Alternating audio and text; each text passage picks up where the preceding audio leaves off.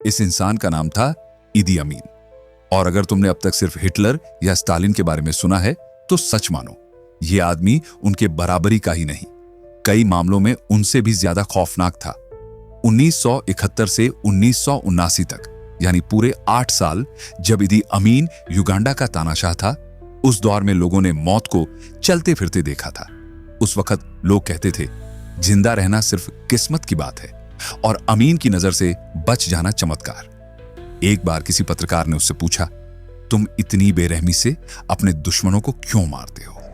अमीन ने हंसते हुए जवाब दिया, क्योंकि डर ही असली ताकत है और मैं चाहता हूं कि लोग मुझे सिर्फ नेता नहीं, एक खौफ के नाम से जाने। कहा जाता है जब वो अपने दुश्मनों को पकड़ता था तो सिर्फ उन्हें मारता नहीं था, कई बार उनके मृत शरीर के साथ बातें करता, उन्हें सजा कर रखता और कुछ मामलों में उनके मांस का स्वाद भी लेता था। हालांकि इन बातों के पूरे सबूत नहीं हैं, लेकिन जितनी भी जानकारी सामने आई वो इंसानियत को हिला देने वाली थी। उसने एक इमारत बनवाई। लोग सोचते थे कि यह कोई मिलिट्री स्टोरेज होगी, लेकिन वहां हथियार नहीं रखे गए। वहां रखे गए थे उसके बंदी, वे लोग जिन्हें वो शक की बिनाह पर भी उठा लाता था। फिर वो क्या करता था, इसका अंदाजा लगाना मुश्किल है। कुछ को बिजली के झटकों से मारा गया, कुछ को नदियों में फेंक दिया गया और कुछ के शरीर ऐसे हाल में मिले जिन्हें देख डॉक्टर भी कांप उठे। और ये पागलपन यही नहीं रुका, उसकी अपनी जिंदगी भी उतनी ही अजीब और भयावह थी। उसने अपनी चौथी बीवी को तलाक दे दिया, लेकिन 1 साल बाद जब वो गर्भवती थी तो उसे मिलने बुलाया और वही उसका आखिरी दिन था। ईदी अमीन के शासनकाल में लगभग 5 लाख से ज्यादा लोग मारे गए और इनमें से कई तो बस इसलिए क्योंकि उन्होंने कुछ गलत बोल दिया या बस चुप रह गए और अमीन को वो शक की नजर से लग गए। लोग कहते हैं अमीन का दिमाग तानाशाह से ज्यादा किसी साइको थ्रिलर फिल्म के विलेन जैसा था। एक ऐसा शख्स जो हर पल खुद को भगवान समझता था और बाकी सबको मोहरे। आज जब कोई कहता है कि एक मुस्कुराता चेहरा भरोसे के लायक होता है, तो इतिहास का यह चेहरा याद आता है जो दिखने में मासूम था, लेकिन उसके पीछे छुपा था एक ऐसा दरिंदा जिसे सत्ता का नशा इस कदर चढ़ा था कि इंसानियत उसके लिए कोई मायने ही नहीं रखती थी। साल था 1925। अफ्रीका के कोने में बसा एक छोटा सा शहर कोबोको। वहीं एक बच्चा पैदा हुआ जिसके आने की आहट ने इतिहास को खून से रंग देना था। नाम रखा गया ईदी अमीन। पिता का नाम था एंड्रियास न्याबे। पहले ईसाई थे, लेकिन बाद में इस्लाम कबूल कर लिया और खुद को अमीन दादा बुलाने लगे। जब अमीन पैदा हुआ तो नामकरण का काम खुद उसके पिता ने किया, लेकिन जल्द ही मां बाप के रिश्तों में दरार आ गई और अमीन अपनी मां के साथ बम्बो शहर चला आया। शहर की जिंदगी आसान नहीं थी। घर में पैसों की तंगी थी, खाने तक के लाले थे। अब जब पेट भरना मुश्किल था तो स्कूल की फीस कहां से आती? अमीन की मां उसे 4वीं कक्षा तक ही पढ़ा पाई। उसके बाद उसे स्कूल छोड़ना पड़ा और जिंदगी से सीधा 2-2 हाथ करना पड़ा। छोटी उम्र में ही अमीन ने अलग अलग छोटे मोटे काम करने शुरू कर दिए, पर ये सारे काम उसकी उस आग को शांत नहीं कर पा रहे थे जो उसके अंदर धधक रही थी। और फिर एक दिन उसने किंग्स अफ्रीकन राइफल्स ज्वाइन कर लिया। ये ब्रिटिश कॉलोनियल आर्मी का हिस्सा थी जो अफ्रीकी देशों में अपना राज बचाए रखने के लिए बनाई गई थी। अब जरा सोचो, एक बच्चा जो गरीब बस्तियों में बड़ा हुआ, जहां लोग जानवरों का खून पीते थे, कच्चा मांस खाते थे और हर त्योहार किसी बलिदान के साथ ही पूरा होता था। उस माहौल में पला बढ़ा इंसान जब एक हथियार उठाता है तो उसका इस्तेमाल कैसे करेगा? इसी माहौल ने अमीन को अंदर से सख्त, बेशर्म और हिंसा के लिए तैयार बना दिया था। और जैसे ही उसके हाथ में राइफल आई, उसका असली रूप बाहर आने लगा। 1946 में उसे आर्मी में एक बावर्ची के तौर पर भर्ती किया गया। हाँ, शुरुआत में वो सिर्फ खाना बनाता था, लेकिन अफसरों ने जल्दी ही उसकी ताकत और बेरहमी को पहचान लिया और फिर उसे ट्रेनिंग दी गई, लड़ाई की, हथियारों की और इंसान को कंट्रोल करने की। ब्रिटिश सरकार को ऐसा आदमी चाहिए था जो उनके दुश्मनों को उसी की जमीन पर कुचल सके, और अमीन इस रोल के लिए परफेक्ट था। तुम्हारा गुस्सा हमें पसंद है अमीन, बस इसे हमारे लिए इस्तेमाल करो, एक अफसर ने उससे कहा था। और फिर शुरू हुआ उसका असली खेल। उसे केन्या भेजा गया, जहां 1949 तक उसने ब्रिटिश सेना के लिए कई मोर्चे पर काम किया। उसकी लंबाई करीब 6 फुट 4 इंच थी, शरीर चौड़ा, ताकतवर और रुखा। अफसर उसकी कदकाठी से इतने इंप्रेस हुए कि उसे वेटलिफ्टिंग और बॉक्सिंग की ट्रेनिंग तक दी गई। यही नहीं, वो 1991 से लेकर 1991 तक 60 तक ब्रिटिश आर्मी का हैवीवेट चैंपियन भी रहा। लेकिन ये सब सिर्फ बाहरी चमक थी, अंदर अब भी वही हिंसा की आग थी। और जब उसे भेजा गया नॉर्थ केन्या, तो वो असल मैदान था जहां उसे सोमाली विद्रोहियों को कुचलने का आदेश मिला। 1952 में केन्या का मऊ मऊ विद्रोह फूटा। लोग अपने अधिकारों के लिए लड़ रहे थे, लेकिन ब्रिटिश सरकार के लिए यह बगावत थी। और इस बगावत को दबाने के लिए उतारा गया इदी अमीन को। जो उसने वहां किया वो युद्ध नहीं था, वो नरसंहार था। कई कहानियों में कहा गया कि अमीन लोगों को जिंदा जमीन में गाड़ देता था, कुछ को ऐसी हालत में छोड़ता कि पहचानना तक मुश्किल हो जाता। लेकिन यह सब वो गर्व से करता। डर फैलाओ तभी हुकूमत टिकती है, उसका मानना था।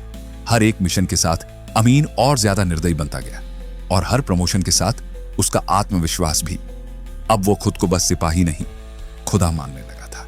केन्या से वापसी के बाद ब्रिटिश अफसर इदी अमीन की क्रूरता और वफादारी से इतने प्रभावित हुए कि उन्होंने उसे पहले कॉर्पोरल और फिर सार्जेंट के पद पर प्रमोट कर दिया।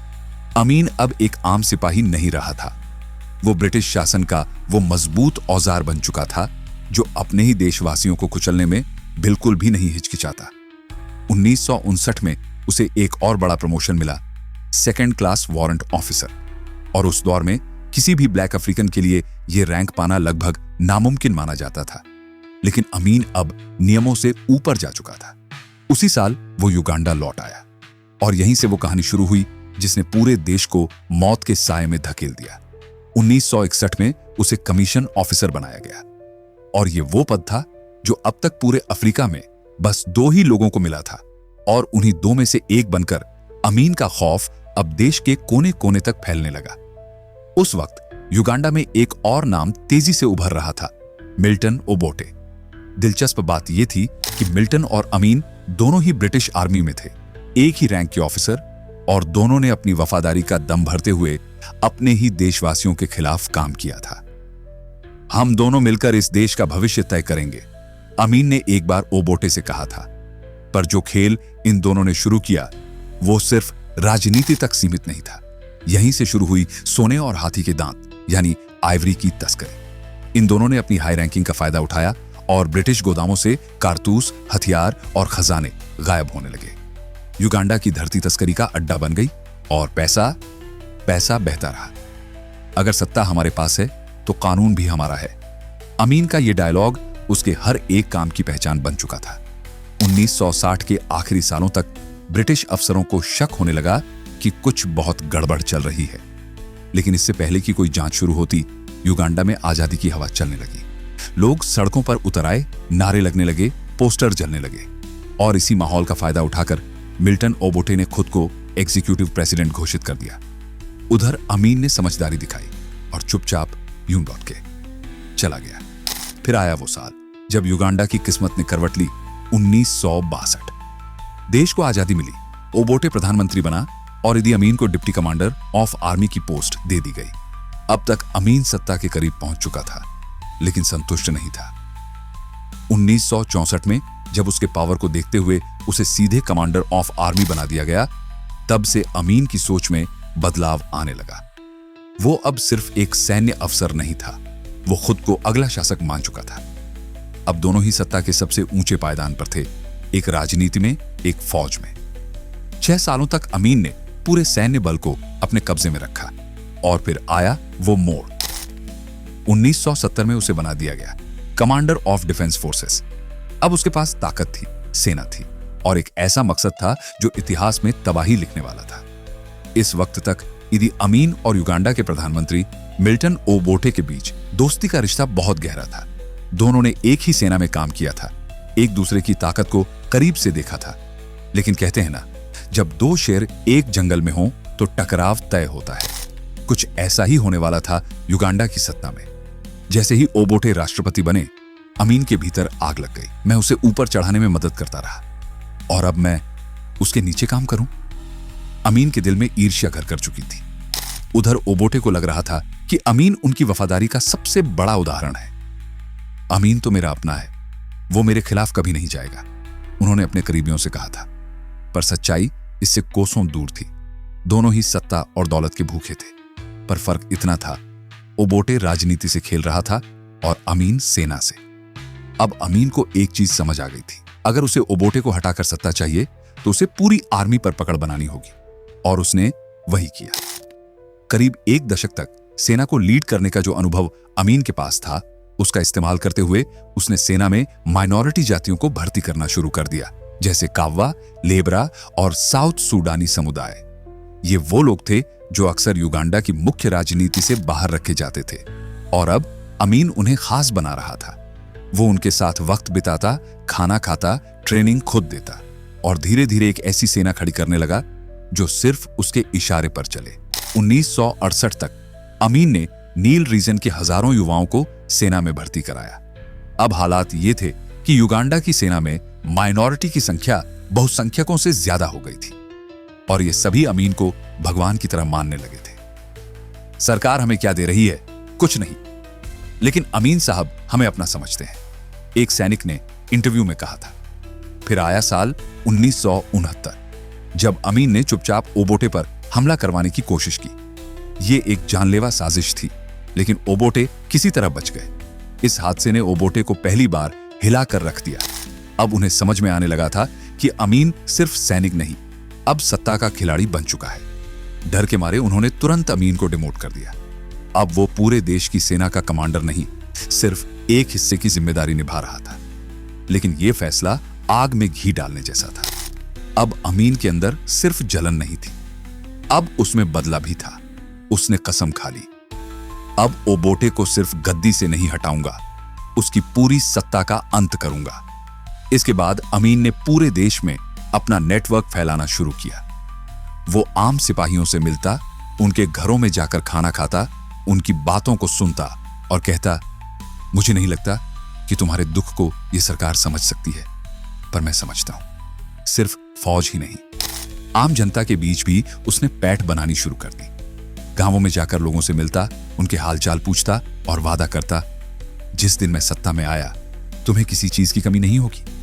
अब हालात ऐसे थे कि फौज और आम लोग दोनों ही अमीन को उम्मीद का चेहरा मानने लगे थे। उधर ओबोटे की छवि पहले ही खराब थी।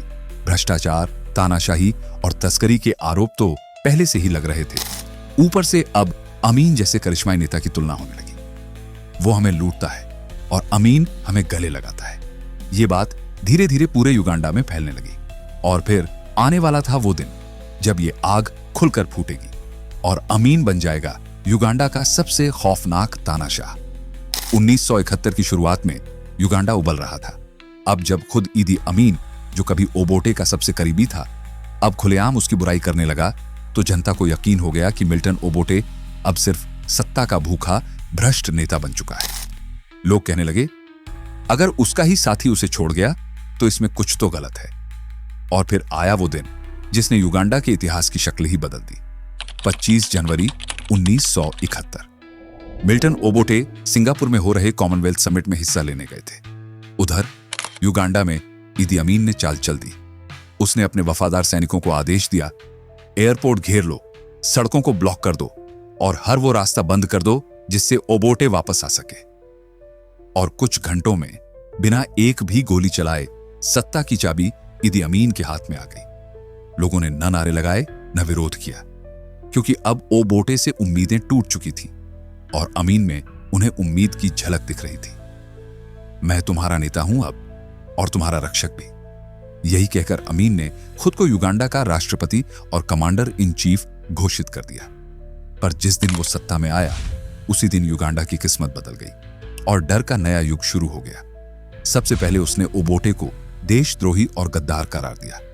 सरकारी चैनलों पर यह घोषणा करवा दी गई, अगर कोई भी ओबोटे को समर्थन देता है तो उसे दुश्मन माना जाएगा और उसका अंजाम मौत होगा।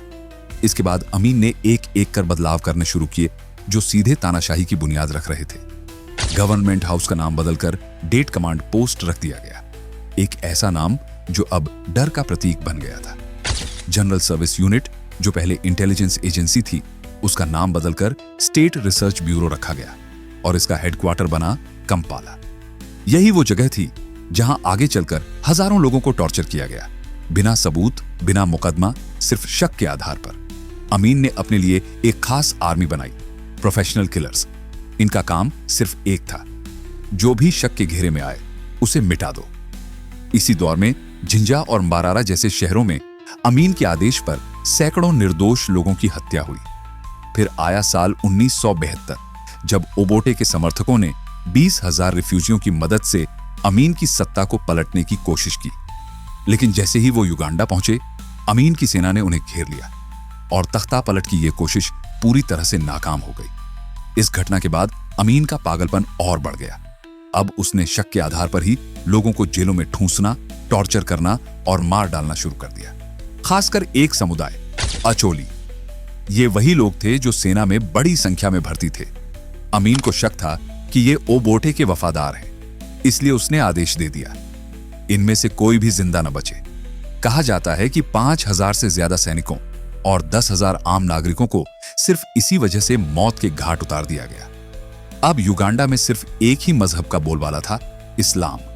किसी भी दूसरे धर्म, जाति या समुदाय के लोग या तो गायब हो रहे थे या जेल में सड़ रहे थे। अमीन का संदेश साफ था, या तो मेरी तरह बनो या इस देश से मिट जाओ। जब इदी अमीन की तानाशाही का खौफ फैलने लगा, तो सबसे पहले शिकार बने पढ़े लिखे लोग, चाहे वो स्टूडेंट्स हों, वकील हों, डॉक्टर, टीचर या फिर धार्मिक नेता। जिस किसी ने भी सवाल उठाया या जरा भी विरोध किया, वो गायब हो गया। कई बार तो लोग सीधे घर से उठाए जाते और फिर कभी लौट कर नहीं आते। उनकी लाशें बाद में नील नदी में तैरती मिलती। एक वक्त तो ऐसा भी आया कि विक्टोरिया डैम लाशों से जाम हो गया था। एक लोकल ने बताया था, पानी का रंग बदल गया था और हर सुबह कोई न कोई शव बहकर आ जाता था। अमीन का खौफ यही नहीं रुका। उसने कुछ ऐसे टॉर्चर सेंटर्स बनवाए जहां लोग सिर्फ शक के आधार पर लाए जाते थे। फिर उनके साथ ऐसा सलूक होता जिसे बयान नहीं किया जा सकता। कई बार वो लोगों की उंगलियां या होंठ कटवाता, कभी उन्हें इलेक्ट्रिक पानी टैंक में डालकर झटका देता, तो कभी गैस चैम्बर में बंद कर देता, ताकि वो धीरे धीरे दम घुटने से मरे। इन यातनाओं की चीखें कभी बाहर नहीं आती थी, लेकिन लोगों को पता होता था कि उस बिल्डिंग में जाना मतलब वापस ना आना। और महिलाओं के साथ जो होता था वो इतना अमानवीय था कि शब्द भी शर्माते हैं, इसलिए हम यहां बस इतना ही कहेंगे। उनके शरीर को चोट पहुंचाकर अमीन अपनी सनक को संतुष्ट करता था। इसका टॉर्चर सिस्टम कुछ वैसा ही था जैसा नाजी जर्मनी में हुआ करता था। और जब लोगों ने इस बारे में पूछा तो अमीन ने गर्व से कहा, मैं हिटलर की सोच से प्रेरित हूं। उसने जो अपने देश के लिए किया वही मैं अपने देशवासियों के साथ कर रहा हूं। यह वो लाइन थी जिसने पूरी दुनिया को चौंका दिया। पर शायद अब तक की सबसे अजीब और सबसे क्रूर घटना हुई 1972 की एक सुबह। अमीन ने पूरे देश में एक फरमान सुनाया। I had a dream sent last night from God. He has instructed me to throw out all Asians from the country. Uganda must be for Ugandans only. और फिर शुरू हुआ ऑर्डरिंग द एक्सपल्शन।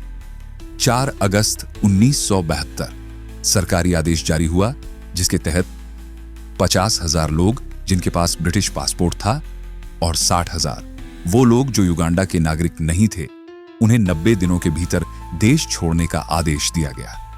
जो लोग नहीं गए उनमें से कई को गिरफ्तार कर लिया गया और कुछ तो हमेशा के लिए गायब हो गए।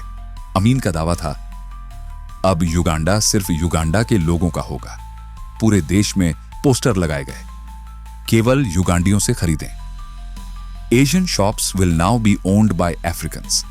लोगों के बिजनेस जबरन छीने गए, दुकानें बंद कर दी गईं और पूरे समुदाय को अजनबी बना दिया गया।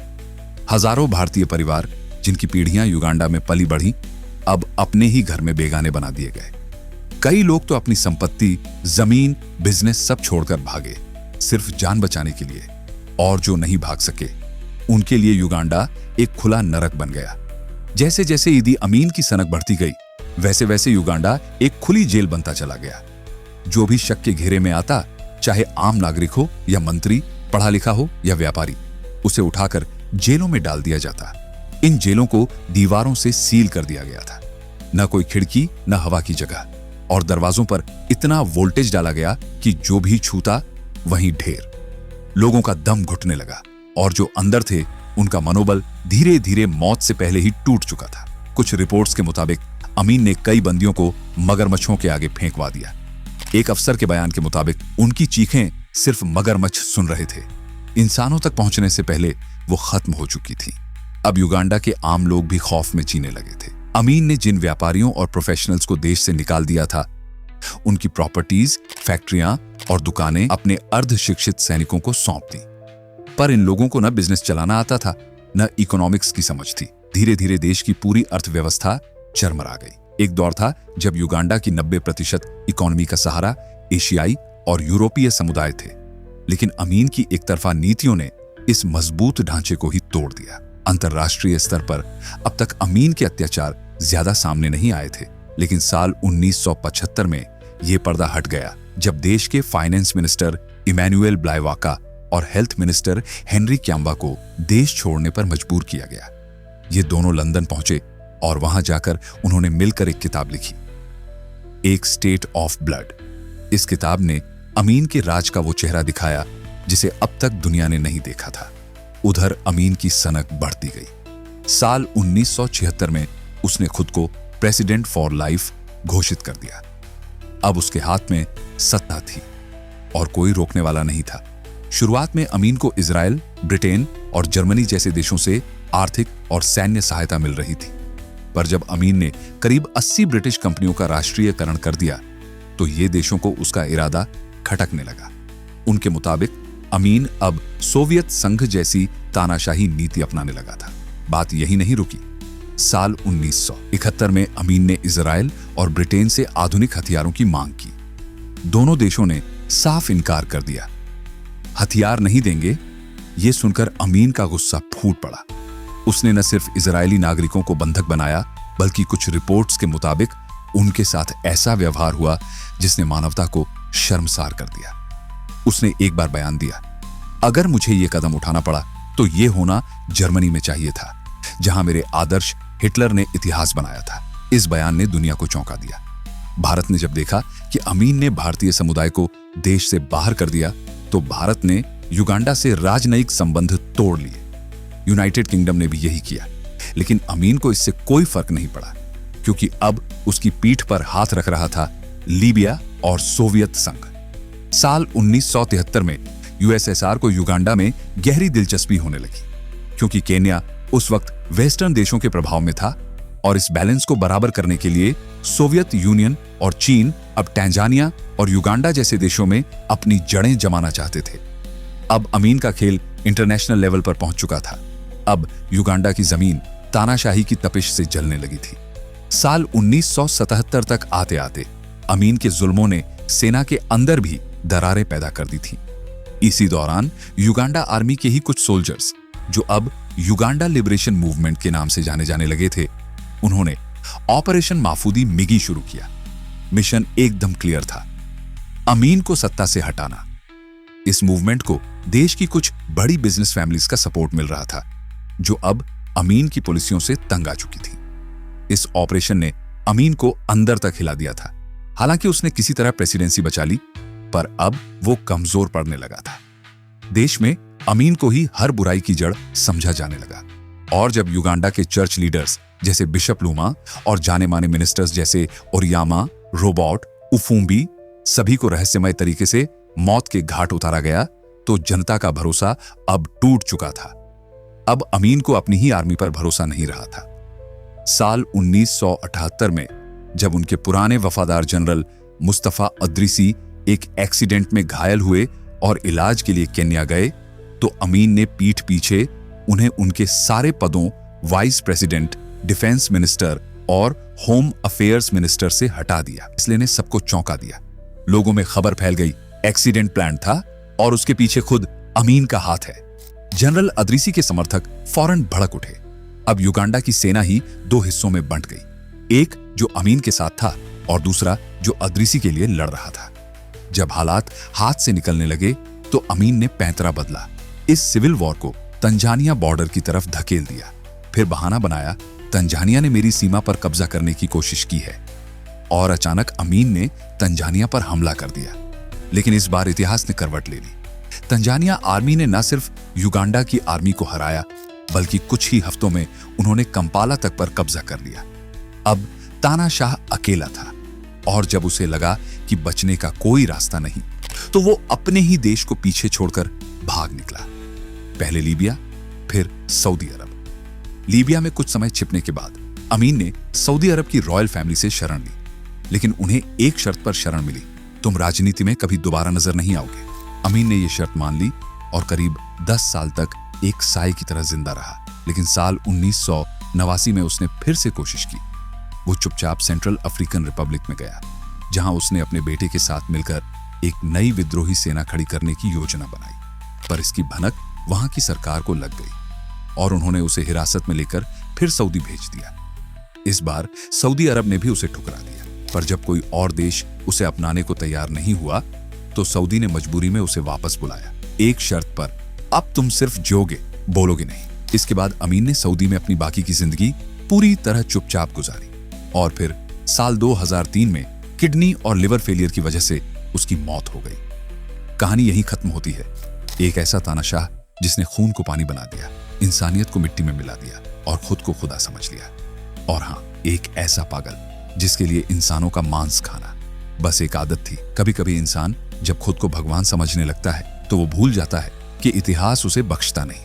इदी अमीन चला गया, लेकिन उसके पीछे छूट गई एक लाशों से भरी जमीन और इंसानियत के नाम पर लिखा गया वो काला अध्याय जिसे याद करना भी रूह को कांपा देता है। अगर ये कहानी आपको सोचने पर मजबूर कर गई हो तो वीडियो को एक लाइक जरूर दीजिए।